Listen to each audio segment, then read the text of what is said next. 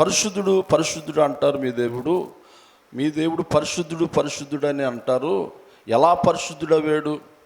ఏ రీతిగా పరిశుద్ధుడు? మరి బైబిల్ గ్రంథములో చాలా తప్పుదములు ఉన్నాయి కదా, మరి చాలా అక్ర సంబంధాలు ఉన్నాయి కదా, బైబిల్లో పాపిష్టి మనుషులు ఉన్నారు కదా, అది పరిశుద్ధ గ్రంథము ఎలాగయింది అని చాలామంది తెలిసి తెలియని మాటలు మరి మాట్లాడుతున్నారు చాలామంది. బైబిల్ గ్రంథము బహు పరిశుద్ధ గ్రంథము.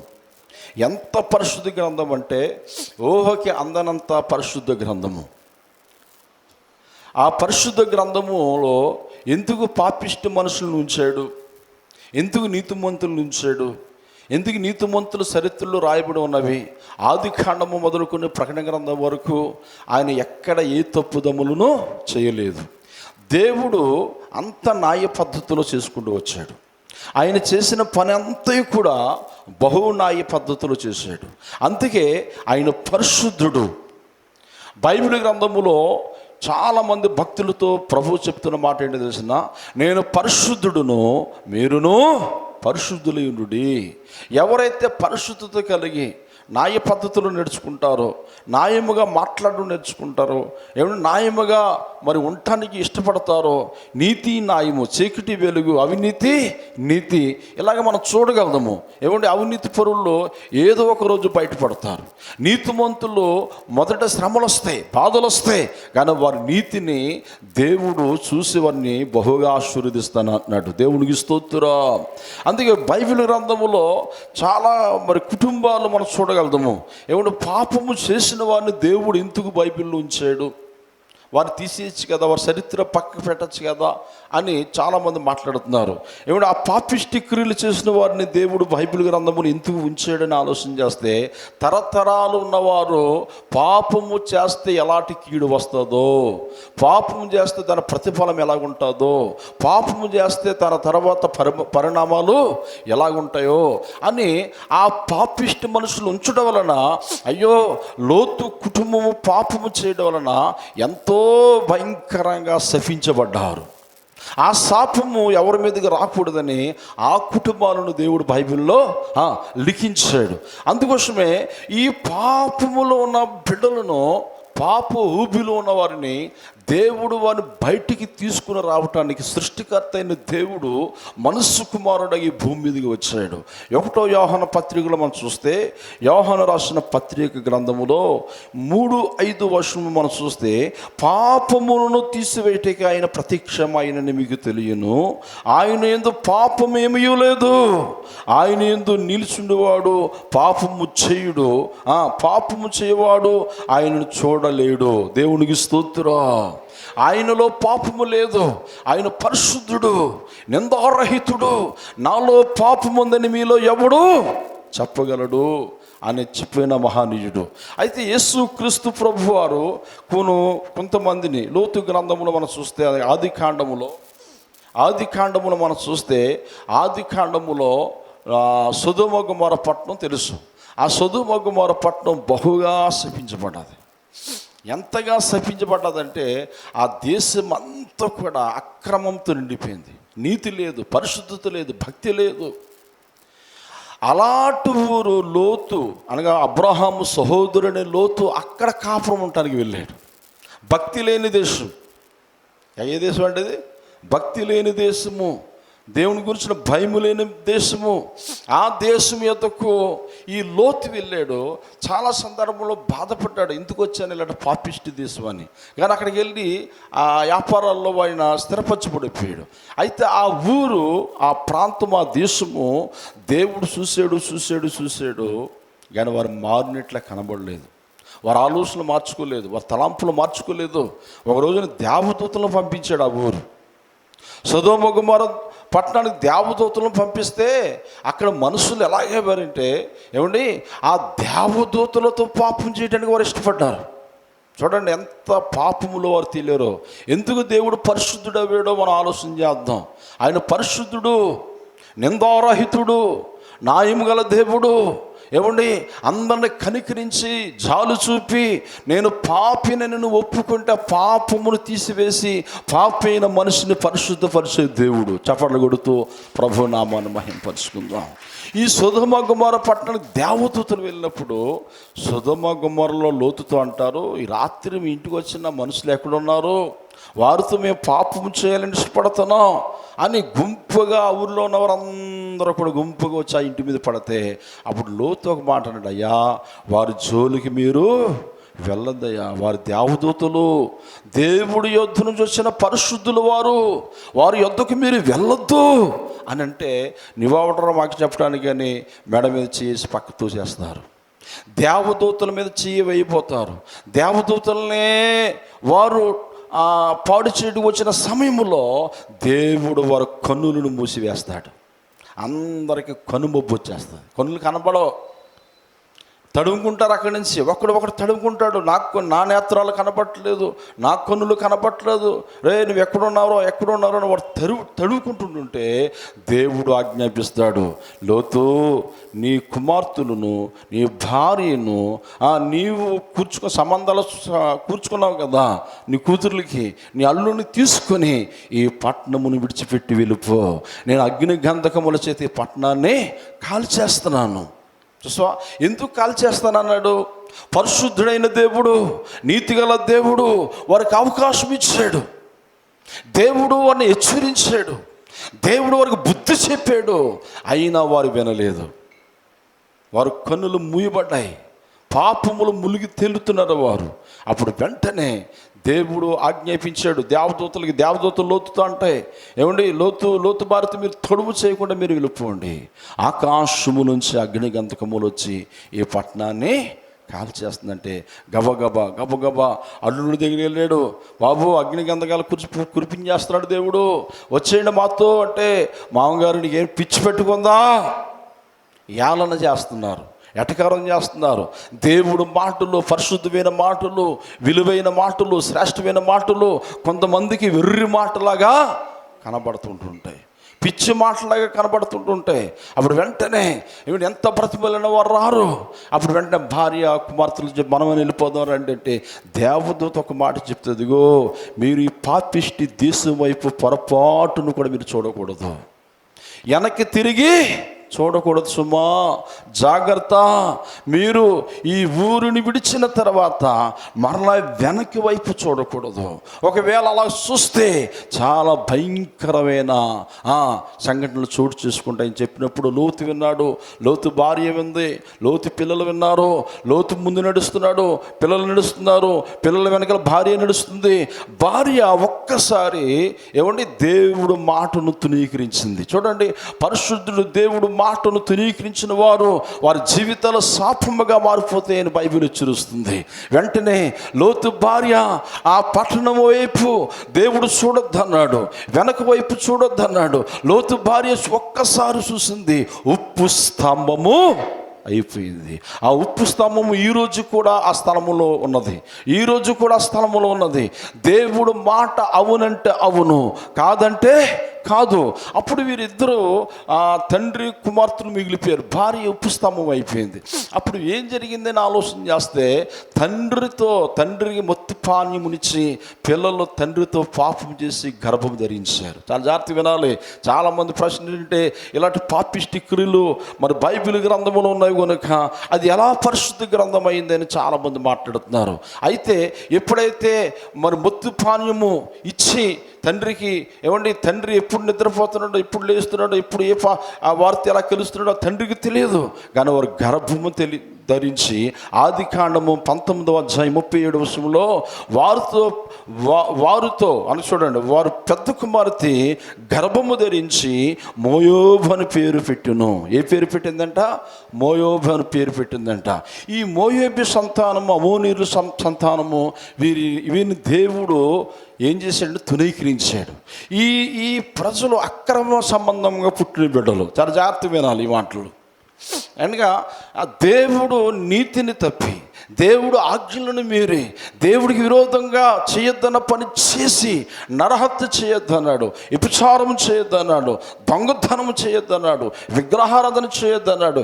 ఇవన్నీ కూడా ఈ అక్ర సంబంధంగా పుట్టిన బిడ్డల్లో కనబడుతున్నాయి. అర్థమవుతున్న మాటలో వీరు ఎవరనగా పాపిష్టి క్రియలు చేసిన వారు. ఏమండి, వీరు ఎవరి మాట వినరు, దేవుడి మాట వినరు, దేవదూతల మాట వినరు, సేవకుడి మాట వినరు, సంఘం మాట వినరు. వారు అనుకుంటారు మేమే భక్తి పరులము, మేమే అనేవారు విగ్రహాలకి నమస్కారాలు చేసిన బ్యాచ్. ఏమండి, మట్టిని తీసుకొని చెట్లని పూజించేవారు. దేవుడు ఏ పని అయితే చేయొద్దన్నాడో ఆ పని ఈ సంతతి వారు చేశారు. అప్పుడు దేవుడు ఏమని ఆజ్ఞాపించాడంటే, అమోనీయులను కానీ, మోయోబీయులను కానీ, ఫిలిస్తీయులను కానీ, కానానీయులు కానీ వీరు దేవుడు సంబంధులు కాదు, వారితో మీరు సావాసము చేయకూడదు. చపట్లు కొడుతూ ప్రభు నామాన మహిమ. చాలా జాగ్రత్తగా వినాలి. పరిశుద్ధుడైన దేవుడు ఆజ్ఞాపిస్తున్నాడు. పరిశుద్ధుడైన దేవుడు ఎందుకు ఆజ్ఞాపిస్తున్నాడంటే, ఎన్నట్టు ఆయనకి ఎంత కోపం వచ్చిందంటే, ద్వితీయోపదేశ కాండము 23:2 అంటాడు.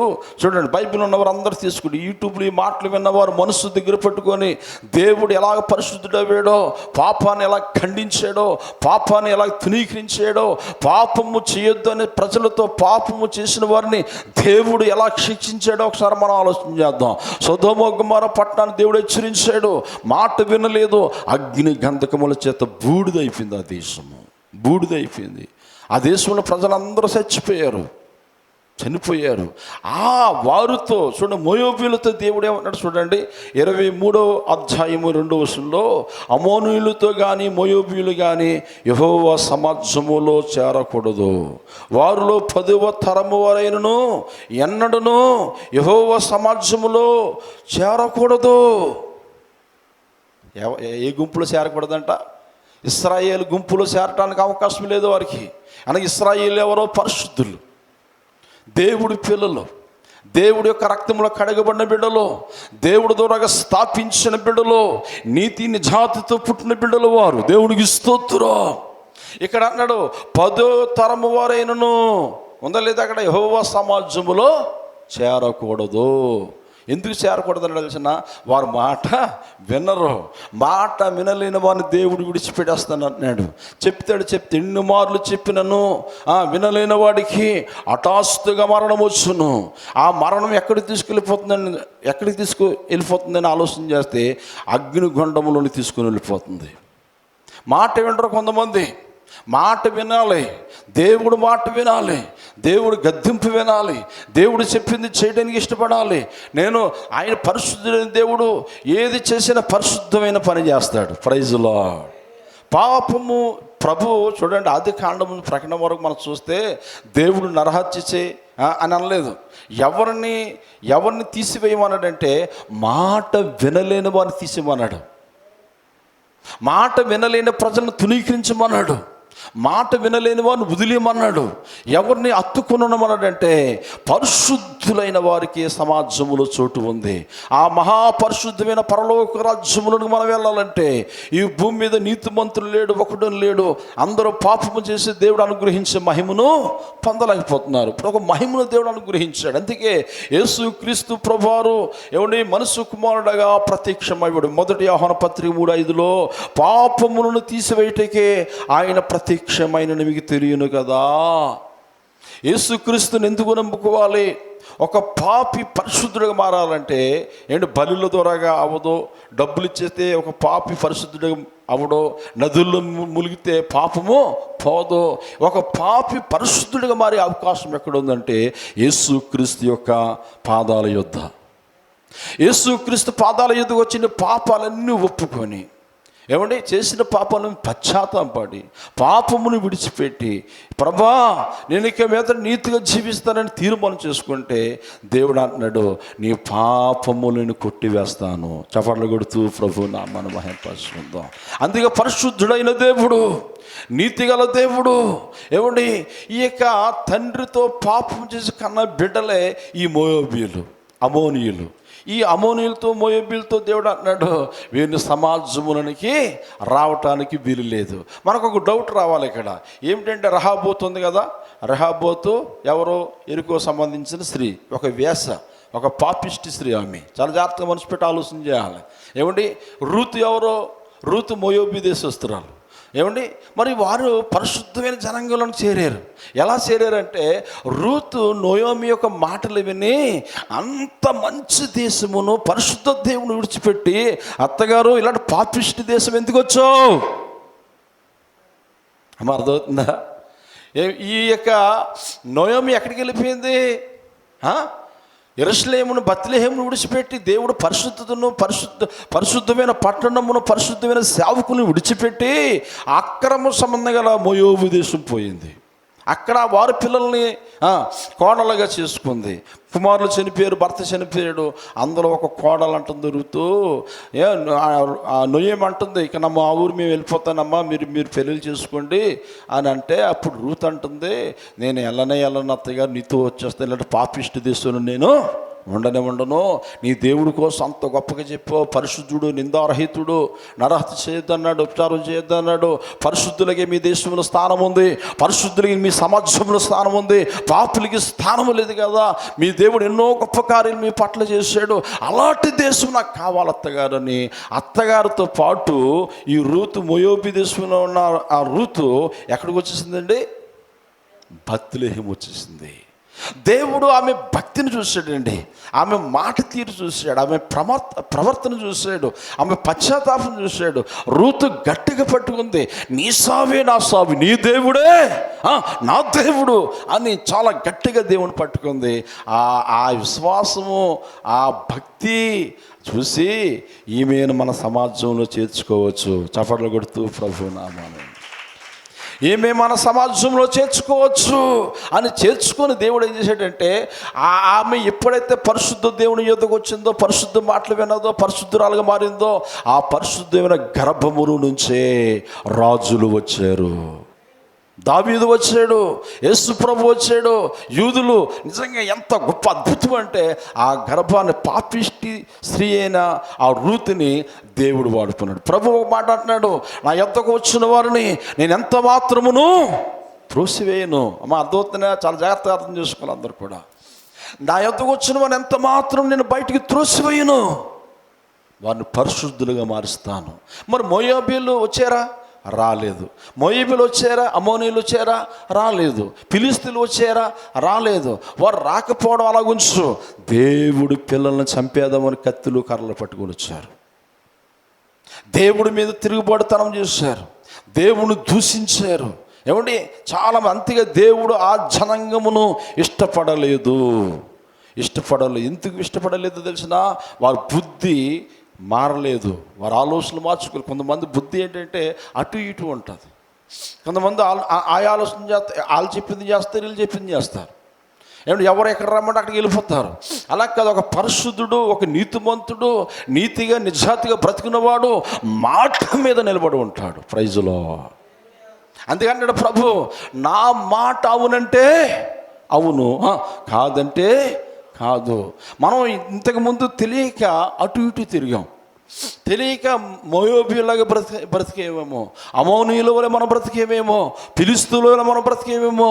ఇప్పుడు నీతిగల మాటలు వింటున్నాం, నీతిగల పరిశుద్ధ స్థలానికి మనం వచ్చాం, పరిశుద్ధమైన దేవుడిని మనం ఆరాధిస్తున్నాం. అలాంటి దేవునికి పిల్లలుగా ఉన్న మనము మరలా లోకం వైపు చూడకూడదు. రూతు లోకం వైపు చూడలేదు. అమ్మ, అర్థమవుతుందా? ఏమండి, దేవుడు ఏమన్నాడు? ఈ సమాజంలో వారికి స్థానం లేదన్నాడు మోయాబీలకి. మరి మోయాబీ స్త్రీ ఎక్కడికి వచ్చింది? ఇప్పుడు ఎక్కడికి వచ్చిందమ్మా? పరిశుద్ధ స్థలానికి వచ్చింది. బుద్ధి మార్చుకుంది, మళ్ళీ వెనక వైపు చూడలేదు. సేవకుడైనా, స్వార్థకుడైనా, విశ్వాసైనా, ఒక నీతిగా ఉన్న కుటుంబము లోకం వైపు చూడకూడదు. ప్రైజ్లో వారి విశ్వాసాన్ని దేవుడు చూసి వారిని హెచ్చిస్తానంటున్నాడు. రూతు ఎన్నికలేంది. ఒక మాటలో చెప్పాలంటే రూతు అడుక్కుంటుంది. ఎక్కడికి వచ్చి? మోయాబు దేశం నుంచి వచ్చి ఆకలి దప్పి తట్టుకోలేక పొలములో యొక్క విత్తనాలు, ధాన్యం ఏరుకుంటుంది. ఏమండి, బుద్ధి మార్చుకుంది, ఆలోచన మార్చుకుంది. ఆ నీతిని, ఆ విశ్వాసమును ప్రభు చూశాడు. చప్పట్లు కొడుతూ ప్రభు నామమున మహింపరుచుకుందాం. మన నీతి ఏమైపోతుంది? మనం ఎక్కడ తప్పిపోతున్నాం? మన ఆలోచనలు ఎలా ఉన్నాయి? చూడండి, ఒక వేశ్య ఎవరో రహాబు అనే ఒక వేశ్య ఏగులు అని పంపిస్తాడు యెహోషువ. ఆ పట్టణాన్ని మనం జయించాలి అంటే ఐగుప్తు నుంచి కానానికి ఇశ్రాయేల్ ప్రజలు మరి కొన్ని లక్షల మంది ప్రయాణం చేస్తూ వస్తున్నారు. ఈ కొన్ని లక్షల ప్రజలు కానానికి వెళ్ళాలంటే మధ్యలో శత్రువులు ఉన్నారు. ఆ శత్రువులను జయించాలి. ఆ శత్రువులను జయిస్తేనే కానీ మీరు కానాన్లో అడుగు పెట్టరు. అప్పుడు ఎరుకో పట్టణం ఎత్తుకొని ఎర్ర సముద్రం దాటిన తర్వాత ఎరుకో పట్టణం దగ్గర రాబడికి ఆ ఎరుకో పట్టణంలో ఏగులు అని పంపిస్తాడు యెహోషువ ఏగులు అని పంపిస్తాడు. ఆ పట్టణం మనం ఎలా జయించగలుగుతాం? ఒక ప్లాన్ వేయండి. ముందుకు మీరు వెళ్ళి చూసారండి మనం యుద్ధం చేద్దాం అన్నప్పుడు ఆ ఇద్దరు ఆ యొక్క ఊరు చుట్టూ గోడ ఉంటుంది, ఫెహారీ గోడ, పెద్ద గోడ ఉంటుంది ఆ పట్టణం చుట్టూను. ఆ పట్టణంలో ప్రవేశిస్తారు యెహోషువ మనుషులు. అవి ఈ వార్త ఆ ఎరుకో రాజుకి తెలిసిపోద్ది. ఎవరికండి? ఎరుకో రాజుకి తెలిసిపోద్ది. ఎరుకో రాజుకి ఎప్పుడైతే తెలిసిపోయిందో యెహోషువ మరి ఏగులు వారు మన దేశంలోనికి వచ్చారు, మనం ఎలా చంపాలన్నది వారు ప్లాన్ చేస్తున్నారు, వారు ఎక్కడున్నారో అని పట్టుకుని అంటే వీరు ఎక్కడికి పారిపోతారంటే ఆ వేశ్య ఇంటికి వెళ్ళిపోతారు. ఎవరో రెహోబోతు ఇంటికి వెళ్ళిపోతారు. ఈ రెహోబోతు ఇంటికి వెళ్ళినప్పుడు ఆమెతో మీరెవరు ఏంటంటే మేము పలానా మనుషులను గుర్తుపెట్టద్ది రెహోబోతు. అప్పుడు ఆమె అంటుంది, బాబోయ్ మీ దేవుడు మహనీయుడు, మీ దేవుడు గొప్ప దేవుడు, మీ దేవుడు ఎర్ర సముద్రం 2 పాయలు చేశాడు, ఐగుప్తును హతమార్చాడు, శత్రువులు మీ ముందు నిలవజాలలేదు, మీ దేవుడు మీ పట్ల చేసిన కార్యములు మా రాజుతో సహితం మేము వింటే గుండెల్లో ధైర్యం చెడిపోయి పిరికివారిగా మేము ఉన్నాం. ఏం సాక్ష్యం ఇస్తుందండి? ఎవరో సాక్ష్యం ఇచ్చేది? ఎరుకో దేవుడికి శత్రువుగా ఉన్న దేశం, పరిశుద్ధులకి శత్రువులుగా ఉన్న దేశం ఎరుకోలోనే వేష. ఆ వేష అంటుంది మాటలు ఏంటంటే మీ దేవుడు మామూలు దేవుడు కాదు, మా రాజుకు గుండెల్లో ధైర్యము పోయి పిరికివారైపోయి ఉన్నారు. అయితే అప్పుడు అంటారు నేను మిమ్మల్ని దాచిపెడతాను అని మిద్ది మీద దాచిపెడుతుంది. ఎవరినండి? యెహోషువ మనుషుల్ని, పరిశుద్ధులకి సహాయం చేస్తుంది. ఆ రాజు చేతులు పడితే వీళ్ళు ఏమైపోతారో చనిపోతారు. అప్పుడు వెంటనే ఒక మిద్ది మీద ఇంట్లో దాచిపెడుతుంది. ఈలోపు ఆ ఎరుకో రాజు పంపించిన మనుషులు వస్తారు, సైనికులు వచ్చి ఇలాగ పలానా మనుషులు వచ్చారంటే వారు రావడం మాట నిజమే కానీ ఎలాగ పోయారో తెలియదు అంటది. వారు వెళ్ళిపోతారు. వెళ్ళిపోయిన తర్వాత ఈమె అంటది, అయ్యా మీ దేవుడి దగ్గరికి మేము వచ్చేస్తాం, మీతో మేము ఉంటాం, ఈ పాపిష్టి దేశం మాకు వద్దు, ఎక్కడ నీతి లేదు, పరిశుద్ధత లేదు, అంత అక్రమము, మేము పాపములో బ్రతుకుతున్నాం, మీరు ఈ దారంటే వెళ్ళినప్పుడు ఈ దేశము మా దేశము, మీ దేవుడు మా దేశాన్ని మీ చేతికి అప్పగిస్తాడన్న సంగతి మాకు తెలుసు. అయ్యా మా కుటుంబాన్ని కాపాడండి, నా భర్తను కాపాడండి, నా పిల్లలను కాపాడండి, మీరు ఈ యొక్క దేశాన్ని జయించడానికి వచ్చినప్పుడు మేము మీ గుంపులోనికి వచ్చేస్తాం. చప్పట్లు కొడదామా? అప్పుడు వారు అంటారు, అమ్మా ఇంత పెద్ద పట్టణంలో మిమ్మల్ని రక్షించాలంటే చాలా కష్టం, మరి ఈ గోడ ఉంది కదా మీ ఇంటి పక్కన, ఆ గోడకి ఎర్రని దారం ఒకటే కట్టండి. ఆ ఎర్రన దారం కట్టినప్పుడు మేము వచ్చినప్పుడు మేము అక్కడికి వచ్చి నిలబడతాం, ఆ కిటికీల నుంచి మీరు అందరూ దీపండి. ప్రైజ్లో ఎర్రన దారం దేనికి సోదర్శనం? యేసు రక్తమునకు సోదర్శనం. హల్లెలూయా, యేసు రక్తానికి. అప్పుడు ఆ స్త్రీ ఏం చేస్తారు? తన భర్తని, తన బంధువులని, తన కుటుంబాన్ని ఏం చేసింది? బయటికి తీసుకొచ్చేసింది. అందుకే దేవుడు పరిశుద్ధుడు. ఒక పరిశుద్ధుడైన దేవుడు పిల్లలు పాపిష్టితనానికి వెళ్ళనేరరు. దేవుడికి స్తోత్రం. దేవుడు ఎల్లనవ్వడు వారిని, దేవుడు వెళ్ళమని చెప్పడు, ఆ స్థలానికి వెళ్ళొద్దని హెచ్చరించాడు బైబిల్లో. ఆది కాండం నుంచి ప్రకటన గ్రంథం మనం చూస్తే ఆ స్థలానికి మీరు వెళ్ళకూడదు. అపోస్తలుడు పౌలు అంటాడు, ఆ స్థలము చూసినప్పుడు మీరు పారిపోండి. హల్లెలూయా. ఏమన్నాడండి? పారిపోమన్నాడు. ఒకవేళ ఆ స్థలానికి దేవుడు వెళ్ళొద్దన్న స్థలానికి వెళ్తే ఏమవుతుంది? ఏమండి, రెహబాము ఏమైపోయాడు? యెరోబాము దేవుడు పాపిష్టి మనుషులతో సావాసం చేయొద్దు అని చెప్తే యెరోబాము దేవుడు మాట ఎదిరించి, సేవకుడు మాట ఎదిరించి, ఇశ్రాయేలు సమాజ మందిరంలో మాటలు ఎదిరించి యెరోబాము సొంత ఆలోచనలతో వెళ్ళినప్పుడు తన రాజ్యమును బట్టి కనిపించాడు. తన రాజ్యం పోయింది, తన భార్య కుటుంబం మొత్తం సర్వము మెట్లు కలిసిపోయారండి. తెలుసా చరిత్ర? దేవుడు పరిశుద్ధుడు, ఆయన పరిశుద్ధమైన మాటలు విని పరిశుద్ధంగా మన జీవితాలు మార్చుకుంటే మనం ఇష్టపడాలండి. అలాగే ఇష్టపడే జనాంగంతో ప్రభు అంటున్నాడు, నేను మిమ్మల్ని ఆశీర్వదిస్తాను. ప్రైజులో ఆయన అంతే యేసు ప్రభు అంటాడు కదా, నాలో పాపం ఉందని మీలో ఎవడు చెప్పగలడు? ఎవడని చెప్పగలడా? ఒక స్త్రీని పట్టుకుని వచ్చారు యేసు ప్రభు దగ్గరికి. ఒక పాపం చేసిన స్త్రీని పట్టుకుని వచ్చి, బోధకుడా, ఈ స్త్రీ విచారం చేతుండగా పట్టబడ్డది, మోసే ధర్మశాస్త్రం ఏం సెలవిస్తుంది, ఇట్టి స్త్రీలను రాళ్ళతో కొట్టి, కొండ రాళ్ళతో కొట్టి చంపవలని ఆజ్ఞాపించాడు. మీరేం చెప్తారు? బోధకుడుగా మంచి మంచి బోధలు చేస్తున్నావు కదా, మీరేం చేస్తారు, మీరేం చెప్తారని అంటే, అప్పుడు యేసు ఆ స్త్రీ అలా నిలబడ్డది. అందరి చేతిలో రాళ్ళు ఉన్నాయి, రాళ్ళతో కొట్టడానికి సిద్ధంగా ఉన్నారు, చంపడానికి సిద్ధంగా ఉన్నారు వారు. అప్పుడు యేసు ప్రభువు ఏలుతో నేల మీద ఎవడి చేతిలో రాయి ఉందో వాడి పేరుతో, వాడు ఎప్పుడు పాపం చేశాడు, ఎలా పాపం చేశాడో, ఏ రహస్యంగా పాపం చేశాడో అవన్నీ రాస్తూ ఉంటే వారు చదివి, అయ్యి బాబోయ్ నా పాపాన్ని యేసు ప్రభువు రాసేస్తున్నాడు అని ఆ రాళ్ళు అక్కడ పడేసి వెళ్ళిపోయారు. ఆ గుంపులో ఒక్కడో పరిశుద్ధుడు లేడు. ఆ స్త్రీతో ప్రభు అంటున్నాడు, అమ్మా ఎవరు నిన్ను శిక్షించలేదా? లేదు ప్రభా, నేను కూడా నిన్ను శిక్షించను, కానీ ఇక మీదట పాపము, అందరికంటే చెప్పాలి, ఇక మీదట పాపము చేయకు. నువ్వు నా యొద్దకు వచ్చావు కాబట్టి నీ పాపమును తీసేసాను. హల్లెలూయా. నిన్ను పరిశుద్ధురాలుగా మార్చాను. పరిశుద్ధుడైన దేవుడు ఒక పాపిని పరిశుద్ధుడిగా మార్చడం అది దేవుడికే సాధ్యం. అందుకే దేవుని యొద్దకు రావాలి, దేవుడు మాటలు వినాలి, దేవుడు మందిరం రావాలి, నీతిగా నడుచుకోవడానికి ఇష్టపడాలి. నీతిగల జనాంగాన్ని దేవుడు విడిచిపెట్టి, రాత్రి నేను పాళ్ళు చెప్పాను, నీతిగల జనాంగమును దేవుడు విడిచిపెట్టేవాడు కాదండి. మొదట నీ పరిశుద్ధులు అనుకూలంగా లేకపోవచ్చు, మొదట నీ యొక్క అనేక శ్రమలు రావచ్చు.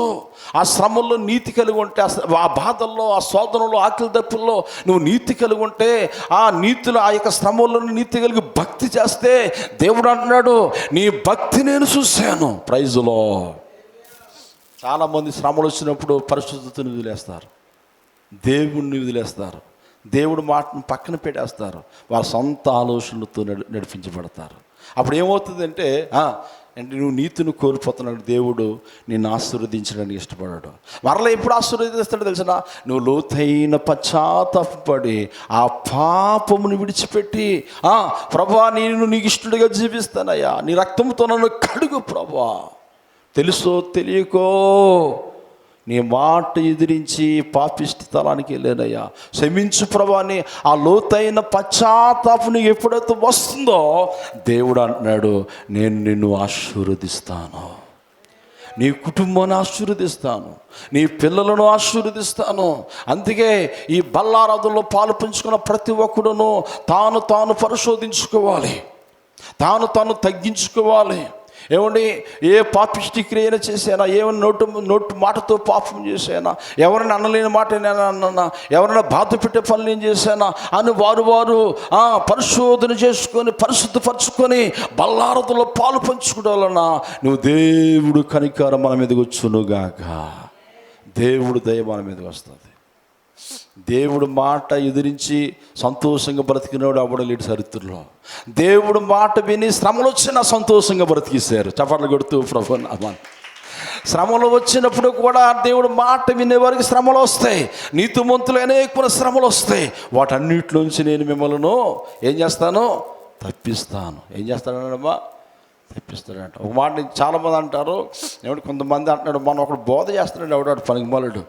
ఏమంటే చాలా నాకు కోపం వచ్చింది. ఆడు ఏమైనా బోధ చేస్తున్నాడంటే మన కళ్ళతో ఏదైనా చూడొచ్చంట, ఎవరినైనా చూడొచ్చంట, ఇష్టం వచ్చినా ప్రవర్తించదంట. ఆడు కానీ నాకు దొరికితే నాకు అప్పచెప్పండి వాడిని, దేవుడికి స్తోత్రం కలిగి. బైబిల్ ఏమంటుంది అసలు, పరిశుద్ధుడైన దేవుడు పరిశుద్ధంగా జీవించమంటున్నాడు.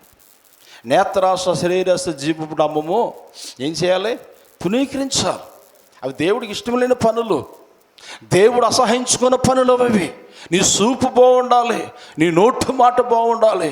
యేసుప్రభువు అన్నాడు, ఒక స్త్రీని మోహసూపుతో చూస్తే అప్పుడే ఆమెతో నువ్వు పాపం చేసిన వాడితో సమానం. జాగ్రత్త సుమా, ఏమండి ఎప్పుడైతే చూడండి అక్కడ ఒక మాట ఉన్నదండి, నీ చేతులు పాపిష్టి చేతులుగా, నీ నేత్రాలు పాపిష్టి నేత్రాలుగా ఉంటే ఆ నేత్రాన్ని తీసేయమన్నాడు. అన్నాడా లేదా బైబిల్లో? ఎన్నడా లేదు. ఎక్కడ ఉంది? మత్తయి సువార్త 5:27 మనం చూస్తే ఆ కింద భాగంలో మనకి ఆ మాటలు కనబడతాయి. చూడండి, నీ కుడుకొన్ను నిన్ను అభ్యంతరము పరిచినలా నీ యొద్ద నుండి పారివేయము, నీ దేహం అంతయు నరకములో పడద్రోయబడుకుంటే నీ ఆత్మ ప్రవేశించుట మేలు. దేవుడికి స్తోత్రం. చాలా జాగ్రత్తగా వినాలి. నీ కుడుకొన్ను నీకు ఇబ్బందికరంగా ఉంటే తీసేయమన్నాడు. ఇట్లా పీకేసుకోమని కాదు దానికి అర్థం. ఒక్కో కొన్ను ఉంది లోపల. ఏమన్నా మనిషికి 2 నేత్రాలు ఉంటాయి. ఒకటి జ్ఞానికి నేత్రాల్లో తలలో ఉంటాయంట, ఆత్మీయ నేత్రాలు. ఒకటి శరీర నేత్రం. ఈ శరీర నేత్రంతో నీకు అసహ్యమైన చూపులు చూసినప్పుడు దేవుడు అన్నాడు తీసేయమన్నాడు. ఏమన్నాడండి? ఆ చెయ్యిని తీసేయమన్నాడు. చెయ్యి తీసేయమంటే ఈ చెయ్యి నరికేసుకోవడం కాదు, ఆ నేత్రం తీసుకోమని ఆ నేత్రం తీసివేసడం కాదు. నీ అంతరంగంలో ఉన్న నేత్రము పాపిష్టి నేత్రం ఉందే, ఆ నేత్రము పాపిష్టి ఆలోచన నరికివేయమన్నాడు దేవుడు. చపలు కొడుతూ ప్రభు నామాన్ని మహింపరచు. నీ ఆలోచనలు మార్చుకోమన్నాడు ప్రభు. నీ బుద్ధి మార్చుకోమంటున్నాడు. ఎప్పుడైతే మార్చుకొని ఏమండి నీ నోటు మాట, నీ కనుదృష్టి, నీ ఆలోచనలు, నీ ప్రవర్తన, నీ నోటు మాట దేవుడు దృష్టికి అంగీకారమవునుగాక. నేను పోయిన వారం వాక్యం చెప్పాను కదా, ఏమండి మన నోటు మాట, మన హృదయ జ్ఞానము దేవుడు అంగీకరిస్తే మనం దేవుడు ఆశీర్వదిస్తానన్నాడు. అంటే మనం ఏం చేయాలి? ఇప్పుడు మన నోటు మాట మార్చుకోవాలి, మన ఆలోచనలు మార్చుకోవాలి. మన నీతి మార్గంలో వెళ్ళినప్పుడు అనేకులు ఎదురవుతుంటుంటారు. అది దేవుడికి ఇష్టం లేని క్రియ, దేవుడికి ఇష్టం లేని పని. ఇది మనకు వద్దు అని చెప్పే ధైర్యము మనకు ఉండాలి. ప్రైజులో ఈ బాటలో నేను నడవకూడదు, ఈ దారిలో నేను వెళ్ళకూడదు. ఎప్పుడైతే న్యాయంగా మనం నిలబడతామో ఆ న్యాయము నిన్ను ఏం చేస్తుందంటే ఆశీర్వాదాల వైపు నడిపిస్తుంది. దేవుడికి స్తోత్రం. పేరు ప్రతిష్టలు దేవుడిస్తానన్నాడు. ఏమిస్తాడంట? పేరు ప్రతిష్టలు దేవుడిస్తానన్నాడు. యెహోషువ కాలంలో హాయి పట్టణానికి యుద్ధానికి వెళ్తారు. యుద్ధానికి వెళ్తే పాపం చేయొద్దన్నాడు. ఎరుకో పట్టణంలో ఉన్న అపవిత్రమైన వస్తువులు, అపవిత్రమైన బంగారము, పాపిష్టి డబ్బు ముట్టుకోకూడదని దేవుడు ఆజ్ఞాపించాడు. ఒకవేళ ముట్టుకుంటే మీరు పరిశుద్ధులని మీరు అపవిత్రులు అయిపోతారు సుమా అంటే ఆకానన్నవాడు ఏం చేశాడు? డబ్బు అన్ని తెచ్చుకొని డేరాలో దాచిపెట్టుకున్నాడు. వాడి వల్ల సమాజం అంతా అపవిత్రత అంటుకుంది. అపవిత్రత వచ్చిన దేవుడు వాడిని విడిచిపెట్టేశాడు. పరిశుద్ధుడైన దేవుడు, ఇశ్రాయేలు ప్రజలు కూడా పరిశుద్ధులే కదా, పాపము చేస్తున్నప్పుడు వాడిని విడిచిపెట్టేశాడు. ఎందుకు విడిచిపెట్టాలి? పాపము చేసినవాడు దేవుడు విడిచిపెట్టేస్తాడు. మరలా పశ్చాత్తాపడి ఆయన పాదాలు పట్టుకుంటే మరలా దేవుడు కనికరిస్తాడు. హల్లెలూయా. ఆయన ఇష్టం అది. కనికరిస్తే లేకపోతే వదిలేస్తాడు. ఆయన అడిగే దమ్ము ఎవడికి లేదు. దేవుడికి స్తోత్రం కాక. అప్పుడు ఈ పట్టణానికి యుద్ధానికి వెళ్తే యుద్ధంలో ఓడిపోతారు. యెహోషువ బట్టలు చింపుకొని నేల మీద ముఖం పెట్టుకొని, ప్రభా ఏ తప్పుదమ్ములు చేశామయ్యా, మేము యుద్ధములో అపజయం వస్తుంది, అవమాన పాలైపోయాం, ఎన్నో రాజ్యాలను జయించాం, ఎర్ర సముద్రం 2 పాయలు చేసాం, ఎరుకోను కూల్చేసాం, ఐగుప్తులను హతమార్చిన దేవుడు, ఇప్పుడు ఇక్కడి చిన్న దేశములో మాకు జయము రావట్లేదు, మాకు విజయము రావట్లేదు ప్రభా అని అంటే దేవుడు అన్నాడు, నేను పరిశుద్ధుడు, మిమ్మల్ని పరిశుద్ధంగా ఉండమన్నాను, మీలో ఒకడు అపవిత్రుడు అయిపోయాడు, అందుకే నేను మిమ్మల్ని చెప్పాలి వదిలేశాను. ఎవడు వాడు అంటే ఆకాను పట్టబడ్డాడు మొత్తం మీద. మరలా తప్పును ఒప్పుకున్నారు. ఒప్పుకుంటే మరలా అప్పుడు అంటాడు యెహోషువ గ్రంథంలో 7వ అధ్యాయం 13వ వచనం అంటాడు, 7:13 వచనం అంటాడు, రేపు మిమ్మల్ని మీరు పరిశుద్ధపరచుకోండి, నేను మీకు సహాయం చేస్తాను. ఏమన్నాడు? దేవుడు సహాయం మనకు అందాలంటే మనం ఏమవ్వాలి? గట్టిగా చెప్పండి అమ్మా. వెనకాలను వారు చెప్పాలి, పరిశుద్ధపరచబడాలి. అమ్మా సహోదరుడా, సహోదరి, ఏమండి పరిశుద్ధపరచకుండా దేవుడు ఆశీర్వాదాలు రావు. పాపిని దేవుడు ప్రేమిస్తాడు, పాపాన్ని దేవుడు దూషిస్తాడు. Praise lord. నేను మీకు సహాయం చేయాలంటే మిమ్మల్ని మీరు పరిశుద్ధపరచుకోండి అని సకల సమాజముతో, ఇశ్రాయేలు సమాజముతో చెప్పినప్పుడు ఆకానును ఎవడు తప్పు చేసాడంటే ఆకాను తప్పు, అప్పుడు ఒప్పుకొని విడిచిపెడతారు. దేవుడికి స్తోత్రం. పశ్చాత్తాపడతారు, కన్నీరు కారుస్తారు, యేసయ్య పాదాలు పట్టుకొని బ్రతిమలాడతారు. అప్పుడు దేవుడు అన్నాడు, మీ పశ్చాత్తాపము నేను చూశాను, మీ క్రియలు మార్చుకున్నట్టు నేను చూశాను, నేను మీకు తోడై ఉంటాను, నేను మిమ్మల్ని ఆశీర్వదిస్తాను, కానాను దేశాన్ని నడిపిస్తాను. గట్టిగా చెప్పకూడదు ఒకసారి. వెనకాల ఉన్నవారందరూ ఏ అప్పితరత అంటుకుంది అమ్మా? ఏ అప్పితరత అంటుకుంది? తాబీదులు కట్టించడం, ముహూర్తాలు చూపించుకోవడం, గుమ్ముడి గెల కట్టడం, తలుపుకి ఏం రాయడం, చెప్పాలి. అది అంత అపవిత్రత, దేవుడికి ఇష్టం లేని పనులు. సిలువ రక్తము తప్ప, పరిశుద్ధ తప్ప మరొకటి ఉంటే అపవిత్రపరచబడతావు. తెలుసా సంగతి? ఇప్పుడు బ్రాహ్మణ్స్ దేవుడిని నమ్ముకుంటున్నారు, కాంట్లు, పండితులు, జ్ఞానులు, సైంటిస్టులు, మహామహా పండితులు, వీళ్ళందరూ అవి విడిచిపెట్టి ఇందులోకి వస్తే ఇందులో ఉన్నవారమ్మో ఎక్కడికి వెళ్తున్నారు? అపవిత్రత అంటించుకుంటున్నారు. వెళ్ళి తావీదులు కట్టిస్తున్నావా, ముహూర్తాలు చూపిస్తున్నావా? దేవుడు హెచ్చరిస్తున్నాడు, జాగ్రత్త సుమా, దేవుడు వదిలేస్తాను అంటున్నాడు. ఈ మాటలు ఏం చెప్పట్లేదు. ఇశ్రాయేలు పరిశుద్ధులు ఇక యెహోషువ లాంటి భక్తులను దేవుడు తెలిసాడు. యెహోషువ ఎడుతాడు, అయ్యా ఎందుకు మమ్మల్ని వదిలేసావు ప్రభా, నాకు అపజయం వస్తుంది అంటే మీరు అపవిత్రత అంటించుకున్నారు, అపవిత్రమైన స్థలానికి వెళ్ళారు. నేను మీకు తోడి అంతగా పరిశుద్ధుడయ్యాడు దేవుడు, అంతగా పరిశుద్ధ గ్రంథం అయింది. ఆ పరిశుద్ధమైన దేవుని పట్ల ఎలా ఉండాలి మనం? దేవుడికి స్తోత్రం. చాలా జాగ్రత్తగా ఉండాలి. నోటితో కానీ, కొంటుతో కానీ, చేతులతో కానీ అపవిత్రమైన వస్తువులు ముట్టుకోకూడదు, అపవిత్రమైన స్థలాలకి వెళ్ళకూడదు, దుర్భాషలు మాట్లాడకూడదు. పరిశుద్ధులుగా ఉన్న మన దేవుడు బైబిల్ మనకు చెప్తుంది. 2-3 కూర్చున్న చోట చాలా జాగ్రత్తగా ఉండాలి, చాలా జాగ్రత్తగా ఉండాలి. ఎందుకంటే దేవుడు విడిచిపెట్టేస్తాడు. దేవుడు విడిచిపెట్టేస్తే పుట్టగతులు ఉంటాయా? పరిశుద్ధ పుట్టగతులు ఉంటాయా? వాడు సంతోషంగా బ్రతకెళ్ళడా? సామ్రాజ్యాలే కోల్పోయి, సౌలు సామ్రాజ్యం కోల్పోయింది పరిశుద్ధతను విడిచిపెట్టి అపవిత్రమైన స్థలానికి వెళ్ళిన సౌలు, యెరోబాము ఏమైపోయారు? వారి రాజ్యాలు మెట్టిలో కలిసిపోయి. మనల్ని దేవుడు ఎందుకు హెచ్చరిస్తాడంటే, మన కాలంలో దేవుడు ఎందుకు హెచ్చరిస్తాడంటే, వారిలో ఒకరిగా మీరు ఉండకూడదు, వారు కూలిపోయినట్టు మీరు కూలిపోకూడదు, వారు రాలిపోయినట్లే మీరు రాలిపోకూడదు, వారు చెడిపోయినట్లుగా మీరు చెడిపోకూడదు, మీరు నీతి కలిగి పరిశుద్ధత కలిగి ఉండాలని నేను మీకు ఆజ్ఞాపిస్తున్నాను. ప్రభు మాట్లాడుతున్నాడు. చెప్పట్లు కూడదా? హల్లెలూయా. మీకోసం రక్తం చెందించాను, పరలోక రాజ్యాన్ని భూమి మీదకి వచ్చాను, మీ పాపాలన్నీ నేను తీసుకున్నాను, నేను నా పరిశుద్ధతను మీకు ఇచ్చాను. నా పరిశుద్ధత మీరు పొందుకున్న తర్వాత, నా నీతిని మీరు తెలుసుకున్న తర్వాత, నా నీతి మార్గమును మీరు అంగీకరించిన తర్వాత మరలా ఇందుకు ఆ స్థలానికి వెళ్తున్నారు అని దేవుడు హెచ్చరిస్తున్నాడు. Praise lord. ఇలా చెప్పుకొని పోతే చాలా ఉన్నాయి. మన దేవుడు పరిశుద్ధుడు. చూడండి, లాస్ట్ ఒక మాట చెప్పి నేను ముగించాలని ఆశపడుతున్నాను. పేతురు రాసిన పత్రిక 2:24లో మనము పాపం విషయమే చనిపోయి నీతి విషయమే జీవించినట్లు ఆయన తన శరీరం ముందు మన పాపములను మ్రాను మీద వేసుకునిను, ఆయన పొందిన గాయముల చేత మనకు స్వస్థత. హల్లెలూయా. ఎంత గొప్ప దేవుడు చూసావా, ఎంత అద్భుతంగా ఉంది. మనము చూడండి, మన పాపముల విషయమే చనిపోయి నీతి విషయమే జీవించినట్లు ఆయన తన శరీరం మీద మన పాపములను మ్రాను మీద వేసుకున్నాను. ఎక్కడ వేసుకున్నాడంట? సిలువ మ్రాను మీద మన పాపాలన్నీ వేసుకుని మనకు పరిశుద్ధతనిచ్చిన దేవుడు. హల్లెలూయా.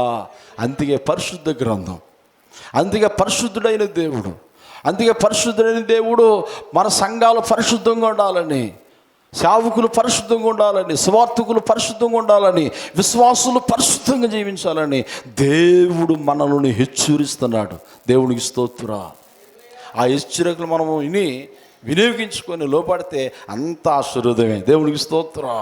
మళ్ళీ అంటాడు యెషయా గ్రంథం, చూడండి రా, యెషయా గ్రంథం 43:10 మాటలు రాసుకోండి. మీరు తెలుసుకొని నన్ను నమ్మి నేనే ఆయనని గ్రహించినట్లు మీరును నేను ఏర్పరచుకుని నా సేవకుడును నాకు సాక్షులు. ఎవరు సాక్షులు అంట?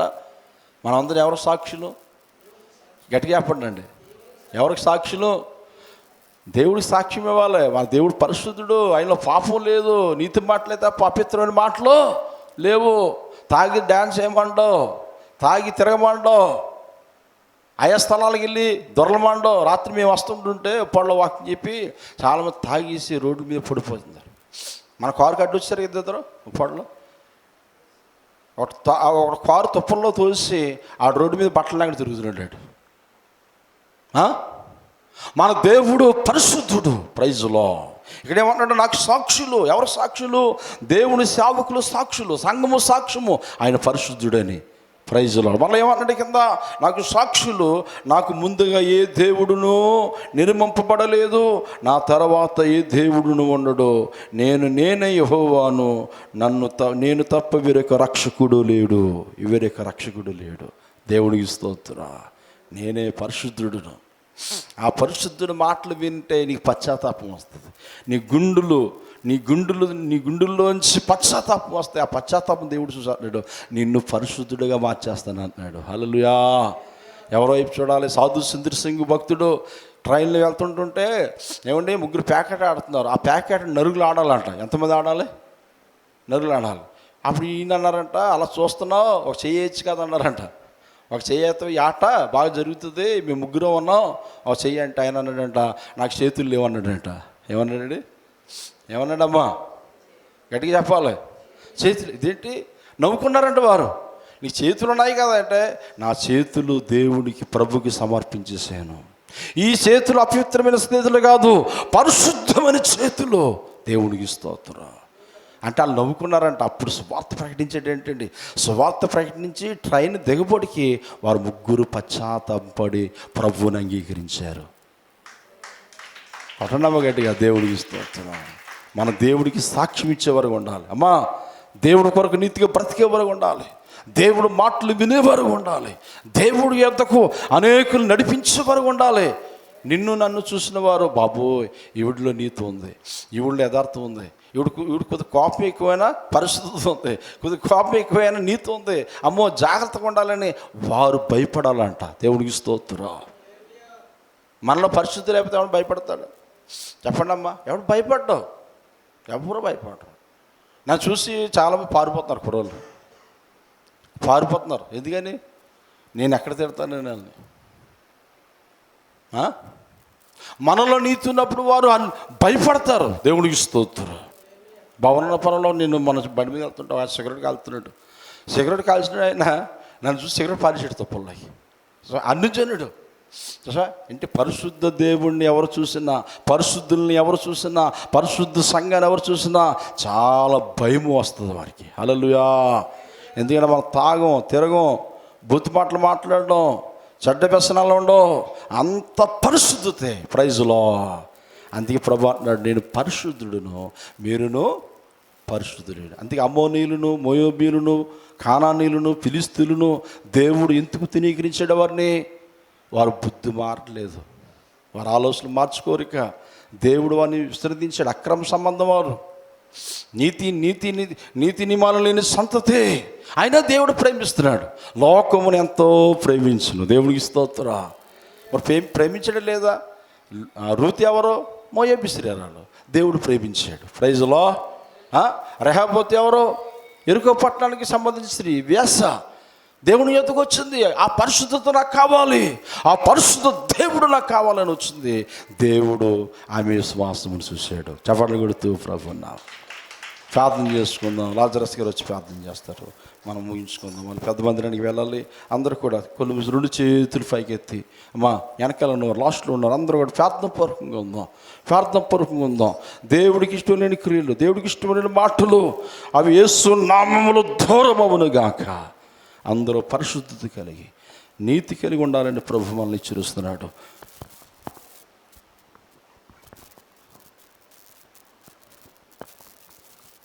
దేవాని స్తోత్రము. పరిశుద్ధుడానికి స్తోత్రము, పరమందు ఆసీనుడానికి స్తోత్రము నాయన. దేవా నా తండ్రితో ప్రభా 10 గంటల సమయం నుండి ప్రభా పాటల యందును ఆరాధన యందును ప్రభా దేవా నా తండ్రి నువ్వు మా మధ్యలో ఉండి ప్రభా దేవా మెల్లని స్వరం వినిపించావు తండ్రి. దేవాని ఆత్మన ప్రభా నీ బిడ్డలు అందరి మీద కుమ్మరించినందుకు నీకు వందనాలు వందనాలు వందనాలు ప్రభా. అయ్యా నీ దాసుల్లో ఉండి ప్రభా నా తండ్రి నా తండ్రి నా తండ్రి పరిశుద్ధ దేవుణ్ణి కలిగి ఉన్నావని ప్రభా నా తండ్రి.